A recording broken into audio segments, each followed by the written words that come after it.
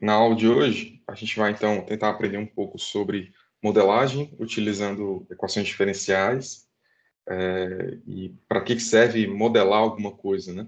Então, modelar é você transformar em linguagem matemática algum fenômeno físico, ou qualquer fenômeno, aliás, né? Então, você pode fazer uma modelagem matemática de problemas financeiros, por exemplo. Então, fluxo de caixa é uma modelagem matemática do que você tem de entradas e saídas, e aí você tem um modelo, os princípios que regem o que é entrada, o que é saída, quanto entra, quanto sai. Isso tudo, então, é a forma que você tem como calcular e fazer uma previsão. Então, quando você faz o fluxo de caixa, você está vendo ali a, a atual, o cenário atual, e você pode, então, fazer previsões no futuro. A partir do momento que você está tentando utilizar os dados, as informações que você tem atualmente, e tenta fazer uma estimativa do que acontece no futuro, ou tentar entender fora de alguns poucos dados que você tem, você está descrevendo isso através de um modelo matemático. Você tem uma equação que está te informando qual o investimento necessário em um futuro próximo, por exemplo. Ou, se você não está falando de problemas financeiros, se você está falando de uma questão física. Então, se eu quero saber em quanto tempo eu consigo refrigerar um copo d'água, por exemplo, né? Um exemplo bem simplista. Quanto tempo eu preciso deixar um refrigerante dentro de uma geladeira para poder ele ficar na temperatura ideal? Ou um pouco mais complexo, né? Qual tem que ser a carga de um ar-condicionado para que ele mantenha um ambiente refrigerado?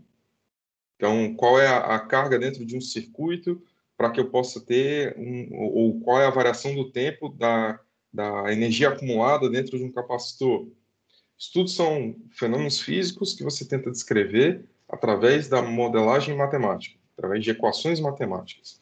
Então, normalmente, em modelagem matemática, você tem uma hipótese.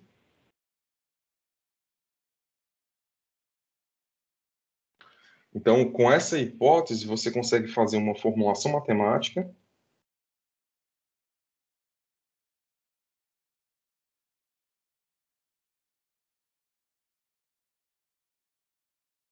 E, no nosso caso, nós estamos interessados nas formulações matemáticas que incorrem em equações diferenciais. Então, você tem o modelo. Na hora que você faz a formulação matemática, você desenvolve, então, o modelo. E, ao resolver o modelo, você tem como fazer a comparação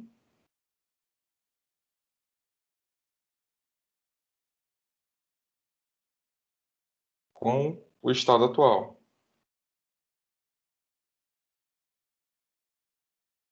E aí você consegue avaliar para saber se isso foi satisfatório ou não, e dependendo disso, você consegue alterar suas hipóteses para uma nova formulação matemática, e assim você dá uma checada no modelo.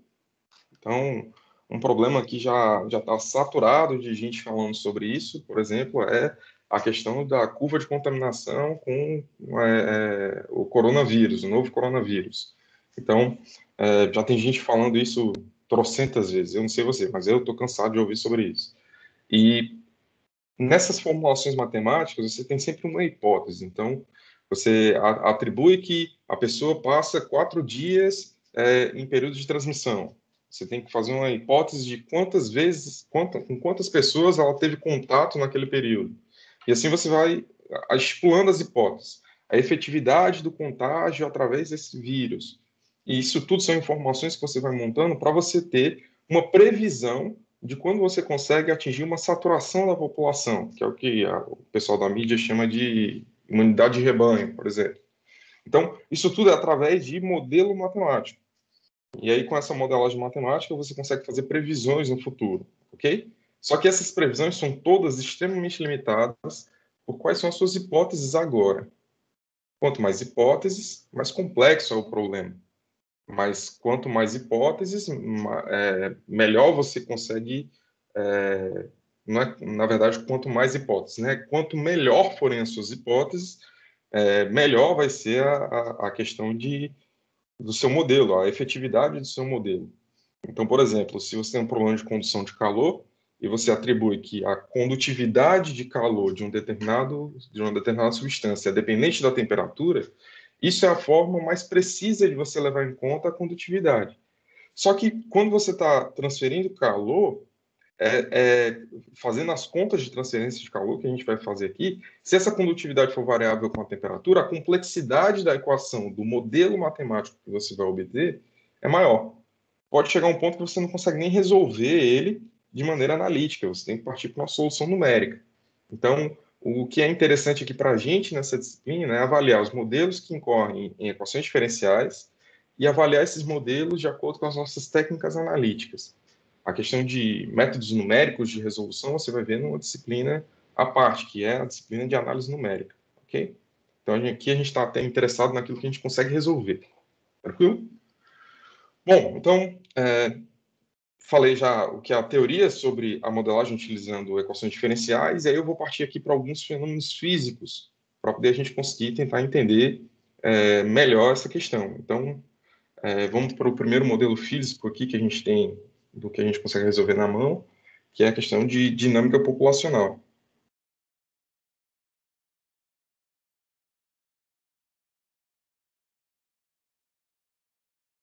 O que é dinâmica populacional? É você levar em conta o crescimento ou decrescimento de uma determinada população em função do tempo. Então, se eu tenho P aqui como sendo a população de pessoas numa determinada cidade,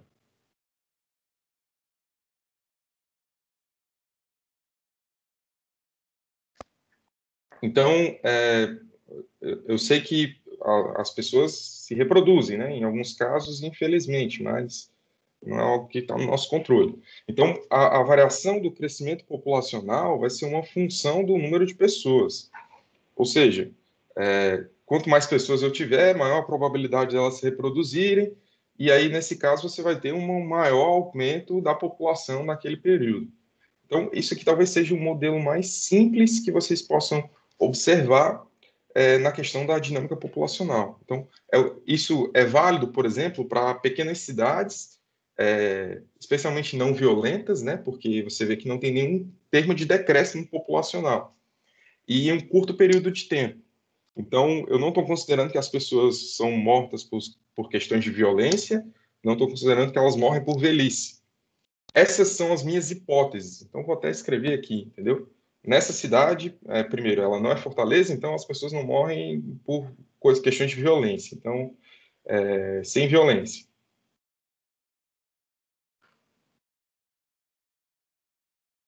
Então, sem violência, acidentes de trânsito. É uma cidade pacata, ok? Além disso, o período de tempo é pequeno. Então, é pequeno período de tempo.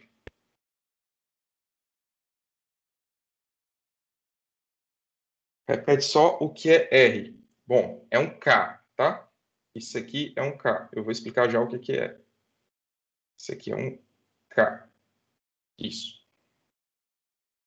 Vou ainda dizer, eu só estou te falando que é uma função específica, e aí daqui a pouco eu te explico por que dessa função, tá? É um pequeno período de tempo. Além disso, a população é jovem.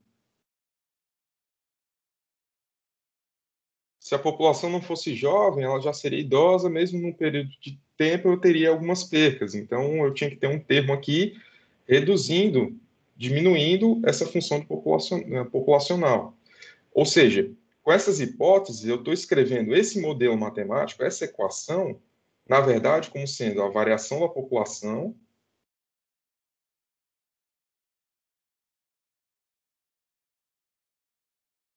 ela vai ser igual à taxa de nascimento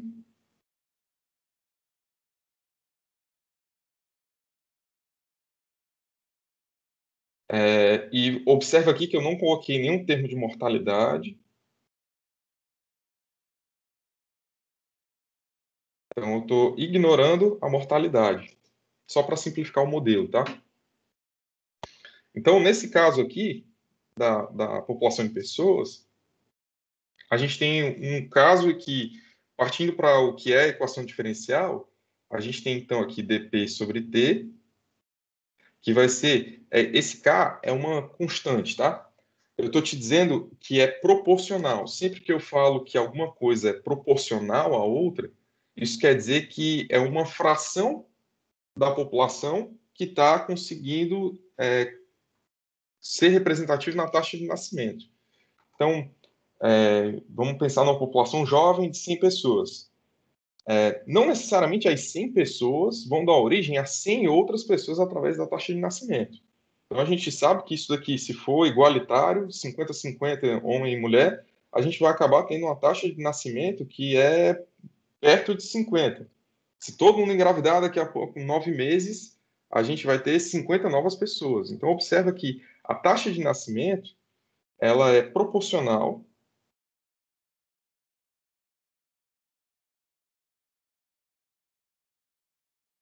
ela vai ser proporcional à população. Se eu tiver 100 mil pessoas, eu posso te afirmar que a taxa de nascimento dessa cidade com 100 mil pessoas, ela vai ser maior do que 50, porque ela depende dessa população. Entendido? Então, esse K, ele tá para poder substituir essa questão de eu te dizer que a taxa de nascimento ela é proporcional à população. Ela está sendo admitida aqui como sendo uma constante de proporcionalidade. Então, K é uma constante de proporcionalidade, ok? Então, se a gente tem aqui dp/dt, que é igual a K, constante, vezes a própria população, a gente consegue reescrever isso daqui da seguinte forma: dp sobre p, que vai ser igual a kdt. Isso daqui é uma equação diferencial de primeira ordem, separável por variáveis. Isso aqui vocês sabem resolver direitinho. Então, se você integrar de um lado do outro, mais a constante, então isso daqui a gente consegue escrever como sendo ln de p, ln do módulo de p. Só que p só é positivo, porque eu estou falando do número de pessoas, então não tem como ser negativo, ok? Aqui eu estou colocando, então, k que multiplica t, mais uma determinada constante. Tudo bem? Então, a gente consegue aprimorar esse modelo aqui como sendo algo do tipo P, que é igual a exponencial de kt mais uma constante c. Tudo bem? Bom, dessa forma, a gente consegue, então, escrever o seguinte: P, que é igual a E elevado a c, que multiplica E elevado a kt. Tudo bem? Então, se eu estiver indo rápido demais, vocês me avisam, tá? Estou fazendo só uma manobra matemática para a gente entender melhor qual é o significado físico da constante C. O que quer dizer essa constante C? Se a gente for observar aqui, em um tempo t igual a zero, eu posso dizer que a população de pessoas é a população inicial da minha análise, ok? Então, normalmente, quando você tem análises temporais, ou seja, análise em função do tempo, você seta um tempo inicial e você diz que aquele tempo inicial ali, ele é, na verdade, você seta todas as variáveis dependentes do tempo como sendo a variável inicial, ou seja, o seu valor inicial. Se você está analisando o crescimento de uma população, você sabe quanto é que é qual o tamanho da população hoje, por exemplo. Entendido? Então, se isso daqui é verdade, isso daqui também é um problema de valor inicial. Olha aí as coisas fazendo sentido, ou não, né? Do que eu vim falando para vocês até agora no semestre. Então, problema de valor inicial, estou te dando qual é o valor inicial, e aqui a gente consegue conversar sobre qual é o significado físico da constante C. Por quê? Se t é igual a zero, então eu vou ter P, que vai ser igual a E elevado a C.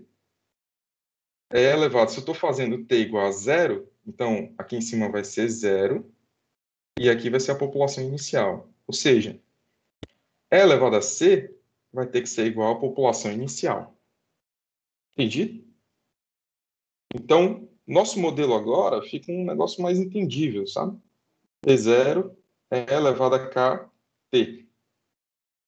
Esse aqui seria o nosso modelo de crescimento populacional. Obviamente, isso aqui só é crescimento populacional se k for maior do que zero. Se k for igual a zero, você vai ter sempre a população constante, e se k for menor do que zero, a gente vai ter uma população decrescente. Só que isso daqui é uma análise que a gente já fez, simplista, num determinado exemplo, com a população de ratos, por exemplo.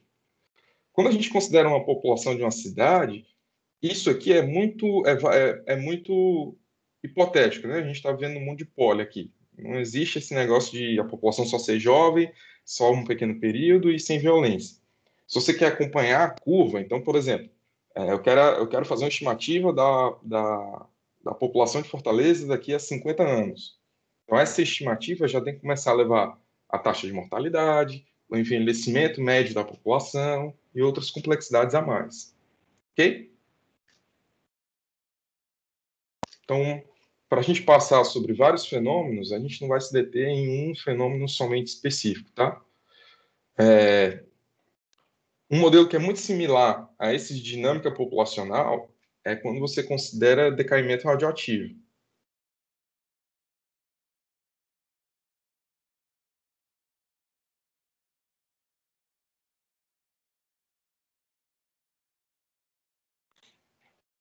Então, o decaimento radioativo é justamente você pensar em qual é a população de um determinado isótopo que você tem de uma determinada substância. Então, por exemplo, o urânio 238.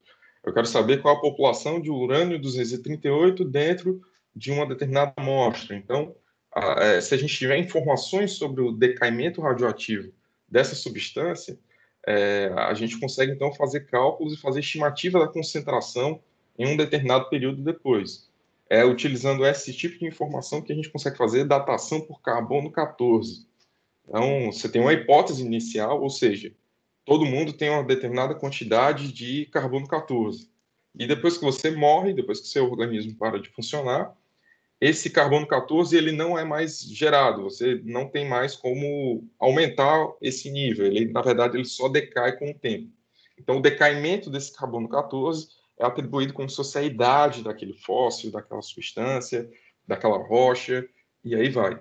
Então, o decaimento radioativo ele é muito parecido com o que a gente fez para a população. Então, a equação do decaimento radioativo é a variação da quantidade dos isótopos, DADT, que vai ter que ser igual a K vezes A. O professor, pode repetir? Travou um pouco aqui. Ok. Eu estava falando que o decaimento radioativo é você contar a população de um determinado isótopo. Então, o modelo dele é basicamente o mesmo modelo que a gente fez para a população de gente. O que a gente está falando agora é de população de isótopos radioativos. E aí, para que serve isso? Para você fazer datação com carbono 14. Então, o decaimento radioativo é justamente você levar em conta a variação de um determinado isótopo, que isso daqui vai ser proporcional à quantidade daquele isótopo. Ou seja, é como se cada isótopo fosse se rompendo e, a depender da quantidade inicial, você tem aquele decaimento. Então, nesse caso aqui, a gente já sabe qual é a equação que a gente vai obter. A gente vai ter o número de isótopos como sendo proporcional ao decaimento exponencial disso daqui. Professor, por que é isso aqui? Porque a equação é do mesmo tipo de população de pessoas. Só que aqui eu estou falando de decaimento radioativo. Então, isso daqui é a quantidade de isótopos em um determinado tempo.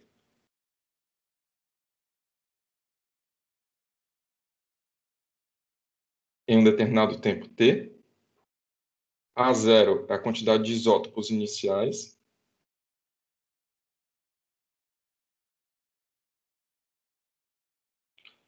E esse termo aqui exponencial é o termo de decaimento. No caso dos tipos de problema de decaimento radioativo, K, então, sempre vai ser menor do que zero, ok? Ele sempre vai ser negativo. O valor da exponencial vai sempre diminuindo com o aumento do tempo. Então, quanto mais você aumentar o tempo aqui, se K é negativo, o valor da exponencial vai ficar cada vez menorzinho. Até que no limite, ou seja, quando T for muito grande, então se T é muito grande e K é negativo, esse termo aqui, KT, ele vai ficar muito grande e muito negativo. Então, a exponencial de qualquer coisa muito grande e muito negativo se aproxima de zero, ok? Então, isso aí é como se você estivesse tentando entender o que é o limite. No caso de decaimento radioativo, tem uma definição que é importante, que seria o que a gente define como tempo de meia-vida.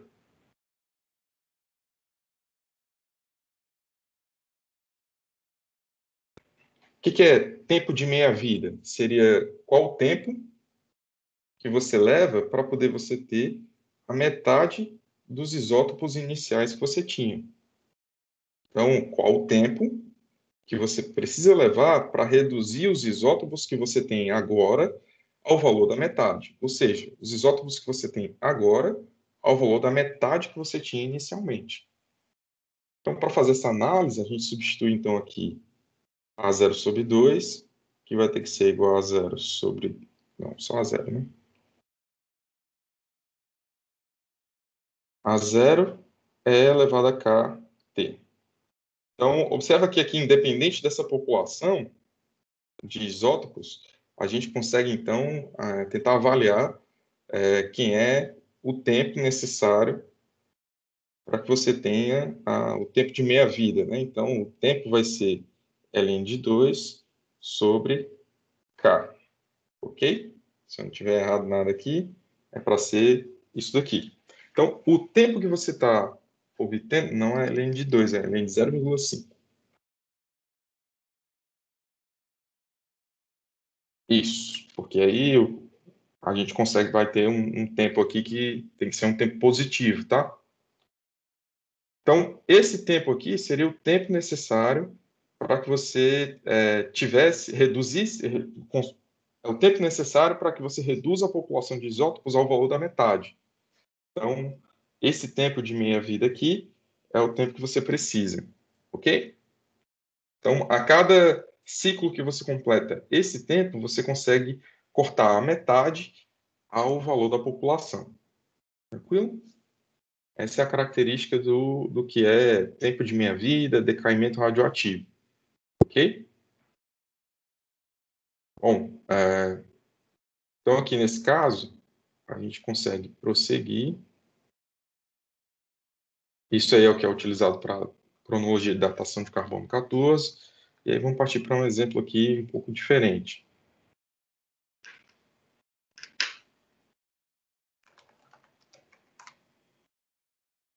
Oi, pode falar. Deu algum problema aí na transmissão? Pode chegar para vocês?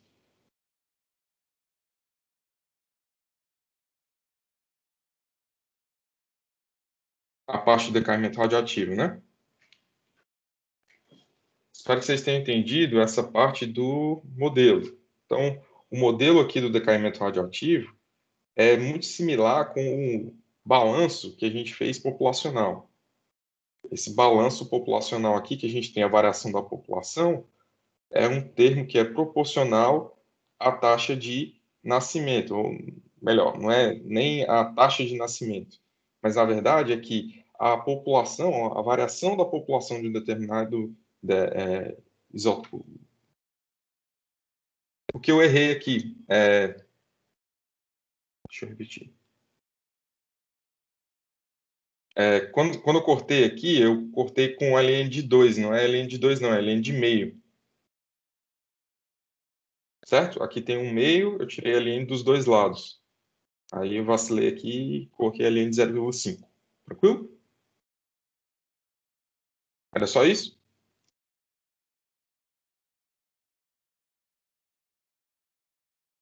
Show. Simbora. Então, continuando sobre modelagem, né? Agora eu quero falar com vocês sobre resfriamento.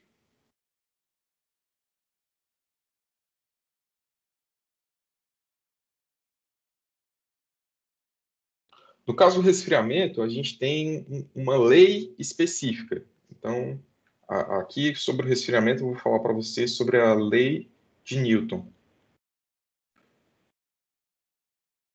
Lei de Newton não é da mecânica clássica, não, tá? Lei de Newton aqui nesse caso, pensa comigo, você tem uma xícara de café e você tem um copo com água.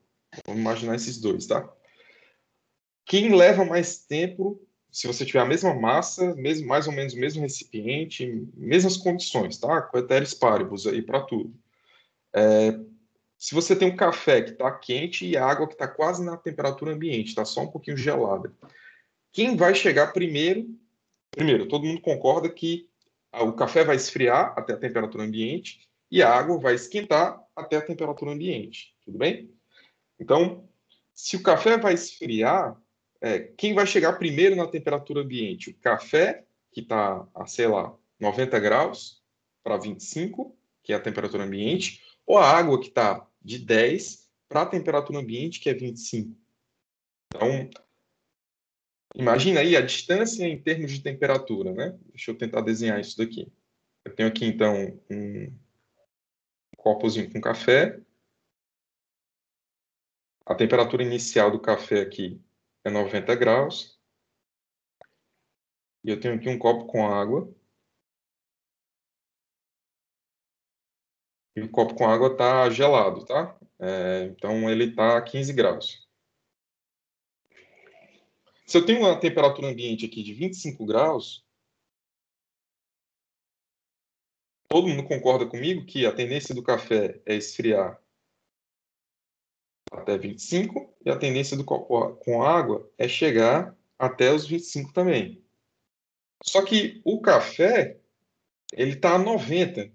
Então, qual dos dois vai levar mais tempo para poder conseguir chegar até ali?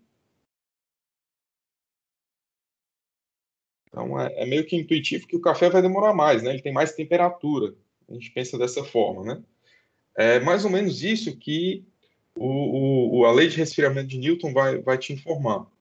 Ela vai te dizer que a taxa de variação, a taxa de variação da temperatura, ela vai ser proporcional à diferença de temperatura. Então, não é sobre o tempo que leva para chegar ali, mas a velocidade em cada instante. Então, a velocidade em cada instante, de quando você pensa de 90 para 25 graus Celsius, ela é bem grande no início e vai diminuindo. O que leva mais tempo do café para poder chegar lá é porque ele está numa distância maior para percorrer. Então, não adianta ele começar mais rápido se ele está mais longe para poder conseguir chegar nos 25 graus Celsius. Então, é isso que a lei de Newton te descreve. Ela te descreve a variação da temperatura com o tempo, e essa variação da temperatura com o tempo, ela é proporcional à diferença de temperatura. Vou explicar de novo, fique tranquilo. Então, isso daqui quer dizer a taxa de variação da temperatura.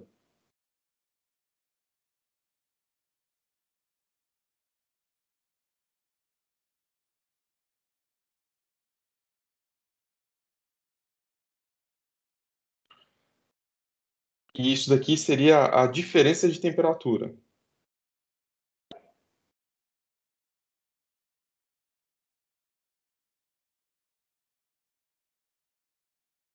Que diferença de temperatura? Então, estou falando aqui de você ter a temperatura, por exemplo, nos nossos exemplos aqui que a gente está falando do café do copo d'água, eu estou avaliando a transferência de calor do café para o meio ambiente. Então, eu estou pensando aqui nessa temperatura do café, e aqui seria a temperatura do meio.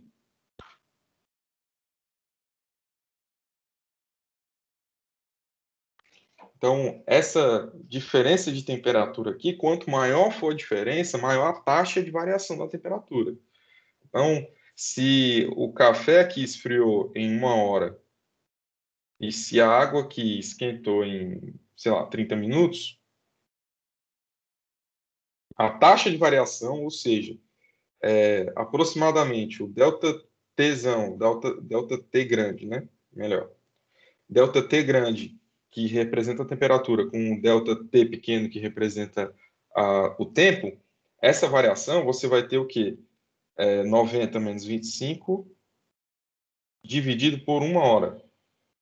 Enquanto que, no caso da água, a gente vai ter 10 sobre meia hora. Então, a taxa de variação do café, a taxa média de variação, foi muito maior do que a taxa média de aquecimento da água. Isso aqui serve tanto para aquecimento quanto resfriamento, conforme a gente vai ver agora no modelo matemático, tá? Isso aqui continua sendo uma equação diferencial de primeira ordem, com termos separáveis, só que aí os termos separáveis dependem das suas hipóteses, tá? Se eu considerar o meio aqui que eu estou inserido muito maior do que o copo de café ou o copo com água, a temperatura do meio ambiente não vai ser alterada pelo aquecimento ou esfriamento de um copinho com água. Então, você não vai ter, por exemplo, na sua cozinha, ela não vai ficar mais quente só porque você está tomando uma xícara de café. Se você estivesse fervendo um bule com 2 litros de água, talvez você altere. Então, a temperatura aqui, para as hipóteses mais simplistas, essa temperatura é uma constante. Então, se ela é constante, ela não vai variar com o tempo. Você consegue colocar ela como sendo uma função para aqui para o outro lado, ou seja, você separa aqui as variáveis. Isso aqui vai ser igual a k dt. Você vai ter algum exponencial de alguma forma aí. E resolvendo isso daqui, a gente consegue achar a seguinte equação diferencial. Obviamente, estou com a obra aqui do lado da minha casa, né? Bom, essa aqui seria a equação diferencial que a gente tem regendo a lei de resfriamento de Newton quando você tem um meio que não é alterado pela temperatura do corpo que você está aquecendo ou resfriando.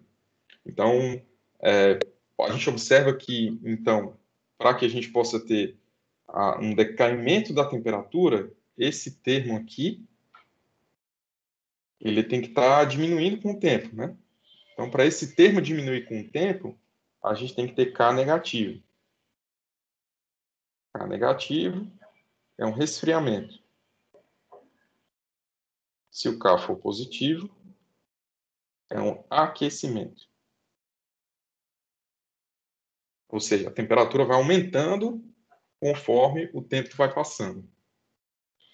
Alguma dúvida?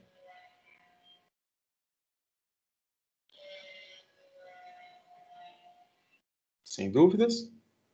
Então, vamos para um outro tipo de modelo, tá? Esse aqui é resfriamento.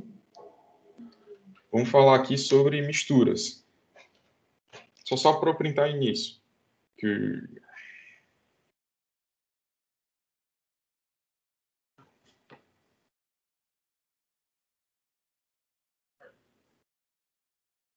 Show.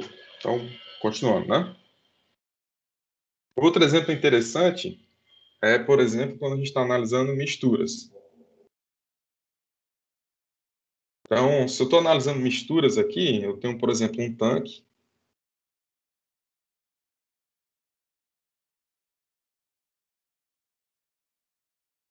Tentando desenhar aqui um tanque, né? Deixa eu consertar as paredes dele aqui.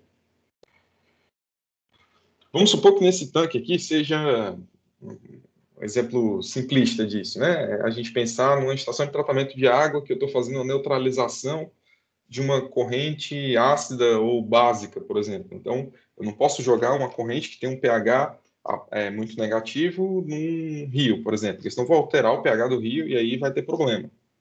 Não posso também jogar uma corrente muito básica no pH do rio, porque senão eu vou alterar muito o pH do rio e aí vou matar a população de peixinho que tem lá. Então, no caso das misturas aqui, eu estou fazendo análise dessa neutralização, e aí essa neutralização está me fornecendo sal. E aí eu quero saber qual é a concentração de sal a cada instante. Para poder pensar nisso, por exemplo, dentro de um tanque, eu estou considerando que eu tenho uma corrente de entrada. Isso aqui é a nossa corrente de entrada.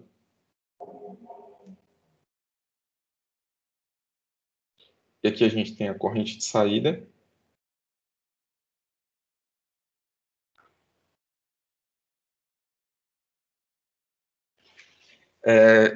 Se eu tenho um valor de sal aqui inicialmente, e, por exemplo, eu estou colocando água pura, em quanto tempo eu vou conseguir reduzir a zero a quantidade de sal?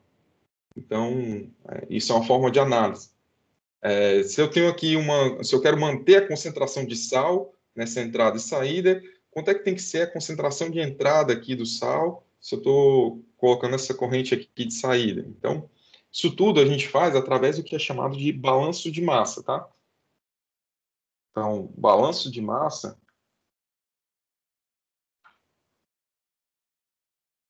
é o termo técnico mais preciso para você designar essa quantidade, essa medida de massa em função do tempo.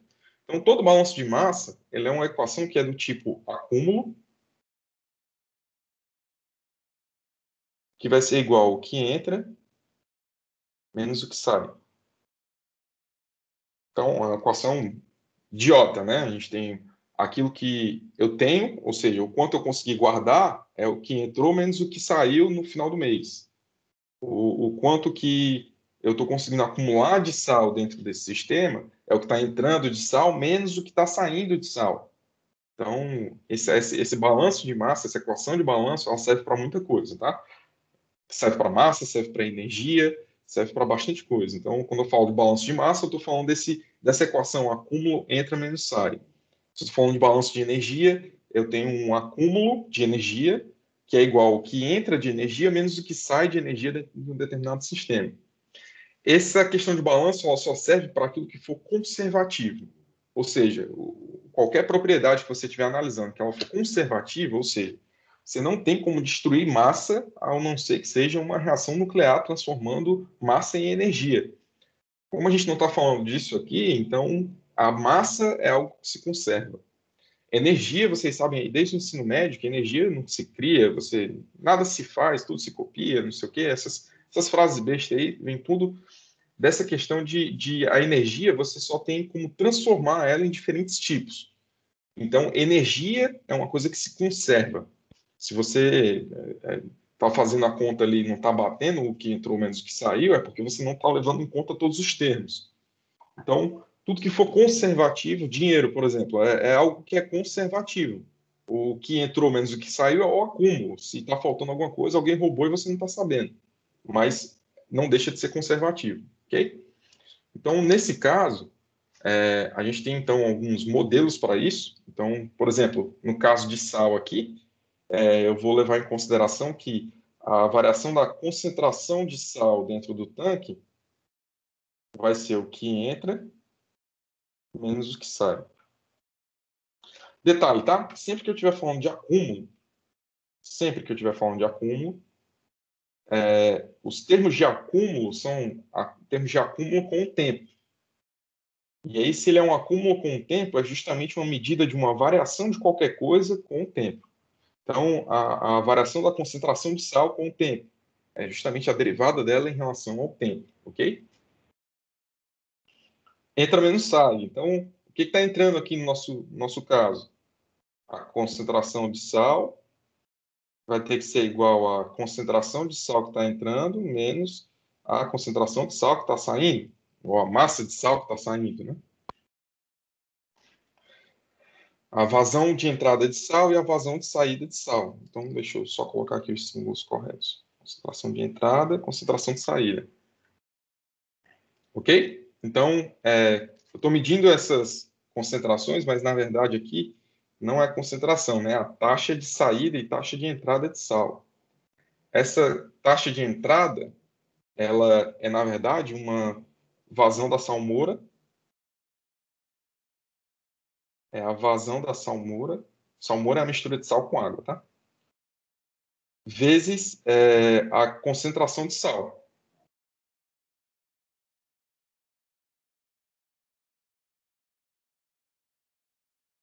Para te mostrar que isso daqui tem as mesmas unidades de variação de concentração de sal, variação de massa de sal aqui dentro do tanque, então eu tenho aqui a vazão de salmoura, que seria metro cúbico por minuto.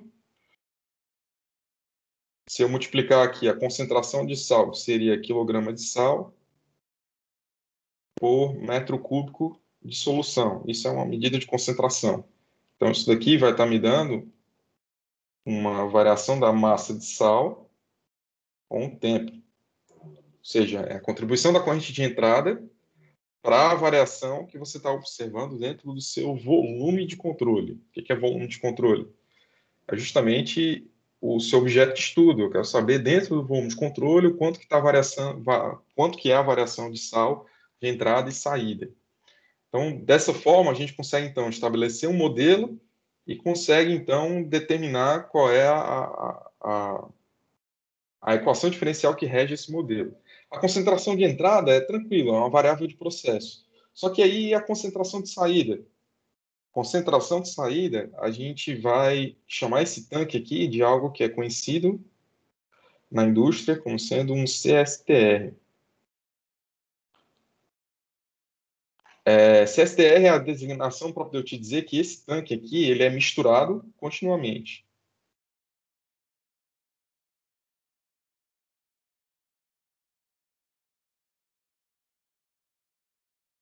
Então, ele não para de ser misturado, tá? Então, e além de ser misturado continuamente, eu considero a mistura dele perfeita.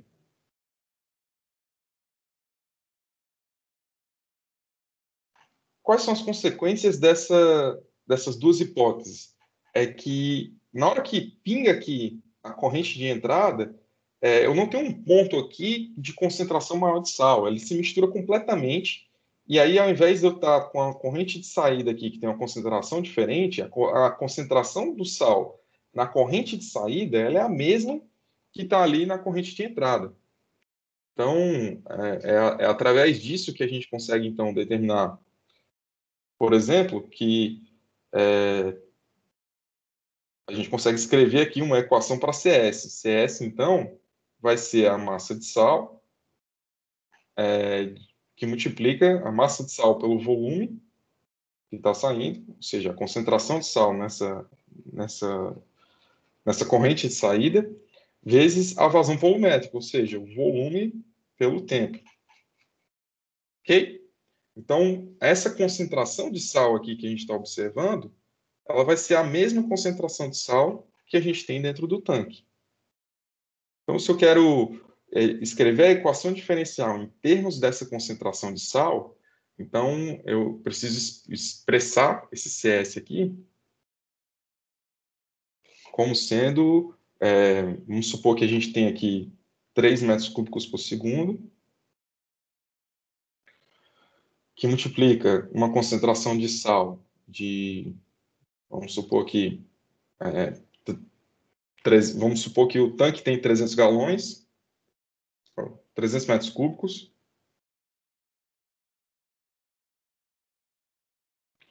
e aí aqui eu sei que eu estou precisando de uma massa M de sal. Então, isso aqui vai me dar 100 vezes M, M sobre 100.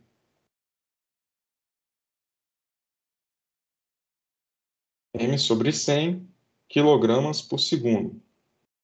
Esse M aqui é a massa que está saindo na corrente de saída, tá? M sobre 100 seria, então, a taxa de sal que está saindo de dentro desse sistema.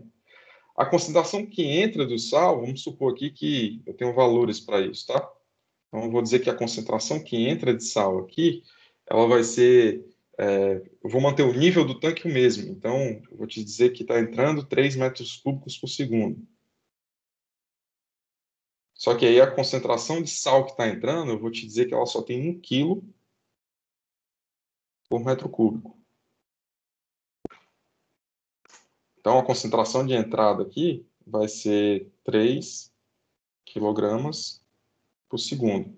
Essa é o sal que está entrando dentro do sistema a cada instante. Então, quando a gente coloca na equação diferencial, a gente desenvolve um modelo para a massa de sal que está dentro do tanque. Vamos supor aqui que o volume do tanque é 300 metros cúbicos. Então, se eu tenho esse volume, qual é a massa de sal que está tendo aqui a variação? Então, vai ser a diferencial da concentração. O que é a concentração? Massa sobre volume em relação ao tempo, que vai ser igual à concentração de entrada, 3, menos a concentração de saída, M sobre 100. Então, observa que aqui eu consegui desenvolver um modelo simplista. Aqui vai ser, então, 1 sobre 300, que é o volume do tanque, diferencial da massa pelo tempo, M sobre 100. Então, resolvendo essa equação diferencial, que é novamente separável por variáveis, a gente consegue, então, a massa do tanque em função do tempo, por exemplo. Então, se eu estou fazendo a conservação da massa, tem várias formas de você fazer essa abordagem aí, tá? Então, você pode considerar que a massa de sal que está em cada instante, aí você obtém em função da concentração. Normalmente, concentração é a variável de processo. Massa é a variável que você está utilizando na conservação, ok? Então, quando você resolve essa equação diferencial, você tem ali, então, qual é a concentração de sal em função do tempo para para um determinado problema, ok? A gente pode falar também, eu já até dei esse exemplo da drenagem de tanque, né? Então, deixa eu até repetir ele aqui.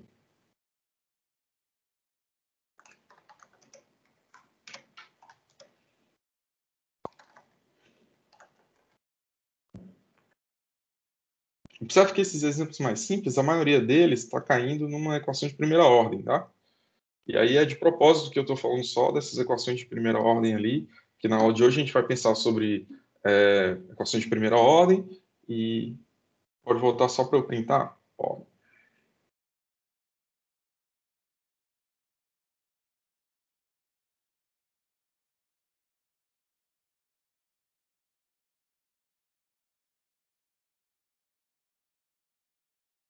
Ok? Show.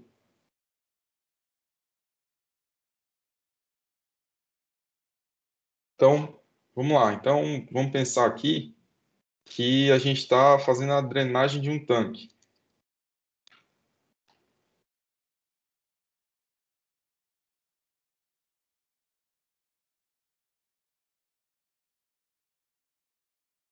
Então, a drenagem de um tanque é você ter água aqui dentro de um tanque e você tirar essa água através de um orifício feito no fundo desse tanque.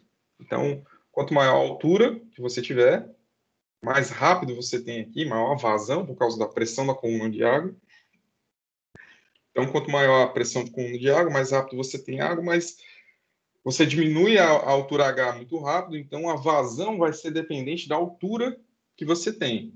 Então, dessa forma, a gente sabe através de uma outra lei aqui, que na verdade é a lei de Torricelli.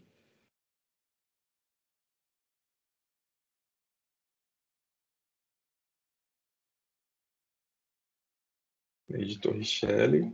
Claro que eu não sei escrever Torricelli, né?